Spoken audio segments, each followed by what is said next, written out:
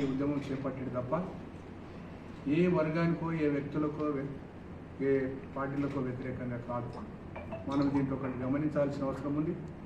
మందకృష్ణ మాదిగ గారు చేపట్టిన ఈ ఉద్యమం కేవలం వర్గీకరణ మీదనే కాకుండా ఈ రాష్ట్రంలో ఉన్న సమైక్య రాష్ట్రంలో ఉన్న కానీ దేశంలో ఉన్న కానీ పేదరిక నిర్మూలన కొరకు అట్టడుగు వర్గాల వారి కొరకు చేపట్టిన ఈ ఉద్యమంగా ప్రపంచమంతా కూడా ఆయనను అభినందించిన విషయం మనం అందరికీ తెలుసు.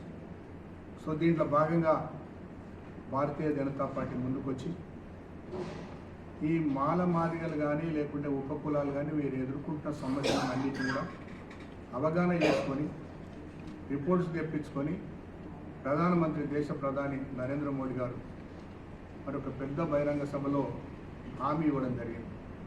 దీనివల్ల అన్ని కులాలకు లాభం జరుగుతుంది. ఇది కేవలం వర్గీకరణ మాదిగల కొరకని కూడా మా సోదరులు ఎవరు కూడా భావించడానికి లేదు.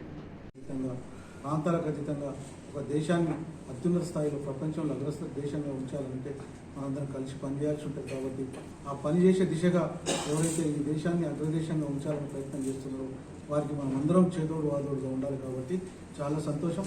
దేశంలో ఇప్పటికైనా రాష్ట్రం అధికారం ఉన్నటువంటి భారతీయ జనతా పార్టీ రాష్ట్రాలలో చూసుకున్నట్లయితే ఎస్సీ ఎస్టీ సంబంధించినటువంటి ఎమ్మెల్యేలు అత్యధికంగా కలిగి ఉన్నటువంటి ఒక పార్టీ భారతీయ జనతా పార్టీ.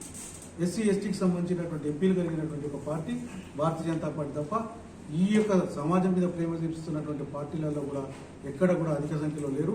అది భారతీయ జనతా పార్టీలో ఉన్నారని నేను స్పష్టం చేస్తా ఉన్నా. ముఖ్యంగా అయితే రాజ్యాంగ నిర్మాత బాబాసాహెబ్ అంబేద్కర్ ఎవరైతే ఉన్నారో వారిని ఆదరించినటువంటి ఒక పార్టీ భారతీయ జనతా పార్టీ. వారికి ఒక చిత్రపటాన్ని పార్లమెంట్లో పెట్టడం కానీ వారికి భారతరత్న ఇవ్వడం కానీ వారు ఏదైతే తర్వాత ఈ దేశంలో అధికారంలో ఉన్నటువంటి ఒక రాజకీయ పార్టీ కాంగ్రెస్ పార్టీ ఒక సెక్టార్ ప్రజలను ఓటు బ్యాంకుగానే భావించి 60 సంవత్సరాలు ఈ దేశాన్ని పరిపాలించి ఎక్కడ కూడా అధికారం అందకుండా దేశ సంపదను కొల్లగొట్టి ఆ సెక్టార్ను ఆ రకంగానే దూరం ఉంచిన సందర్భంలో గత 10 సంవత్సరాలుగా దేశంలో అనేకమైన మార్పులు రావడం, సబ్కా సాత్ సబ్కా వికాస్ పేరిట ఈ దేశంలో ఉన్నటువంటి ప్రజలు అటక్ నుంచి కటక్ వరకు కాశ్మీర్ నుంచి కన్యాకుమారి వరకు ఉన్నటువంటి ఒక ప్రజలు అందరూ కూడా సమానమైనటువంటి భావనతోటి ఒక మంచి పరిపాలన సుపరిపాలన అందిస్తున్నటువంటి వ్యక్తి, ప్రపంచం మెచ్చినటువంటి వ్యక్తి నరేంద్ర మోడీ గారి నాయకత్వంలో ఈ దేశంలో ఉన్నటువంటి అణగారిన జాతి ప్రజల కోసం వారి పడుతున్నటువంటి బాధల కోసం ఏదైతే పోరాటం చేస్తున్నటువంటి మందకృష్ణ మాదిగ గారిని గుర్తించి వారికి పోరాటం పట్ల ఉన్న నిబద్ధతను మిగతా సంఘాలకు ఉన్నటువంటి నాయకులు చూసినాం. మనం వారి పట్ల ఎంత వ్యతిరేకత వచ్చింది, ఏ రకంగా పదవులను నమ్ముకున్నారు, ప్రభుత్వంలో అధికారాన్ని చెలాయించాం.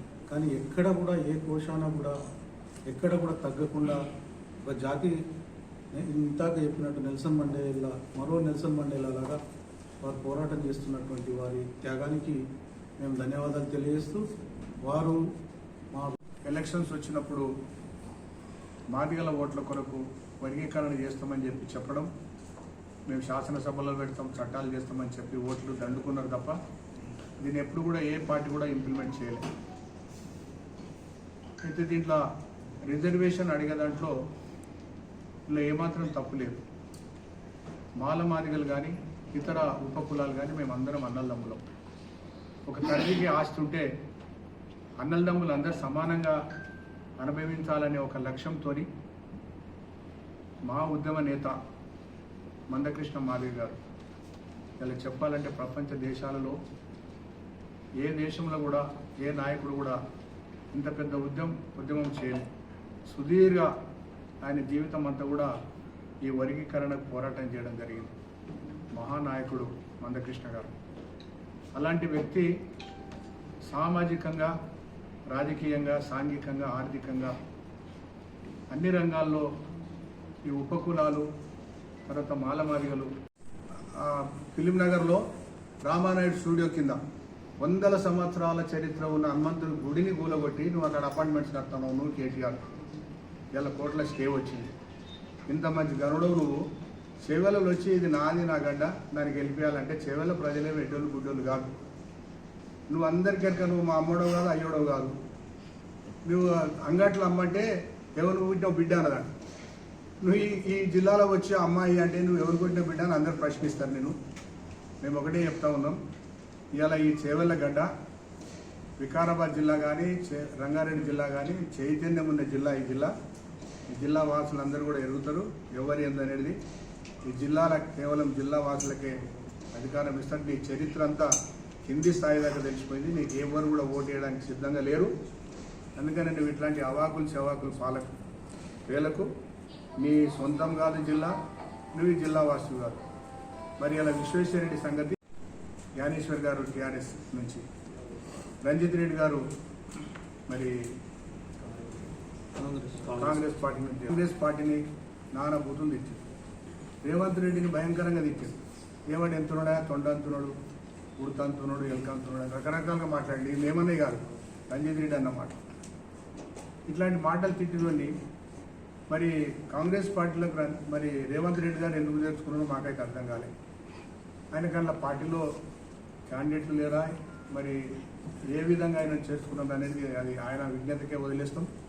కానీ రంజిత్ రెడ్డి ఒక మాట మాట్లాడుతున్నాడు, అక్కడక్కడ బోర్డుల మీద చూస్తూ ఉన్నాం. ఆయన ఏమంటుండో ఏమైనా చెప్పగలుగుతారా? నా స్వప్నము నా లక్ష్యం చేవల ప్రజలు ఏమంటుడు చూసుడు ఏదో నాకు కూడా కరెక్ట్గా గుర్తులేదు. నేను అడుగుతున్నా, నీకేం సంబంధమైన ఈ జిల్లాతోని, నీది ఏ ఊరు, నీది ఏ పని మేము తెలియజేసుకుంటా ఉన్నాం.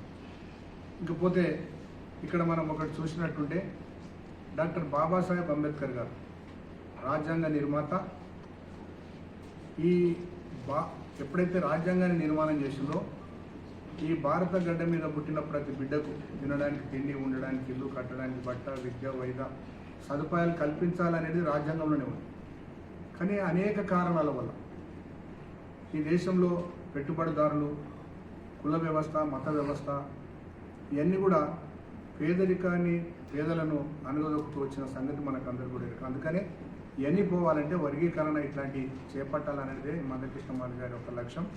అలాంటి మహానాయకుడు నిజంగా ఆయన జీవితకాలం అంతా పోరాటం చేసి దీన్ని ముందుకు తీసుకొచ్చినందుకు మాదేలే కాకుండా మాలలు, అన్ని ఒప్పు కులాలు కూడా ఆయనకు రుణపడి ఉంటాయని నేను ఈ సందర్భంగా తెలియజేస్తూ, ఇంకా రాజకీయ విషయాలకు వస్తే రెండు మాటలు చెప్పి ఒక మహా వ్యక్తి మందకృష్ణ మాదిగ గారిని తెలియజేసుకుంటూ ఈ అవకాశం ఇచ్చిన మీకు అందరికీ, అదేవిధంగా పత్రికా, ప్రింట్ మీడియాకు, ఎలక్ట్రానిక్ మీడియాకు నేను నమస్కారాలు చేస్తూ సెలవు తీసుకుంటా ఉన్నాను. జై హింద్, జై భారత్, భారత్ మాతాకి జై.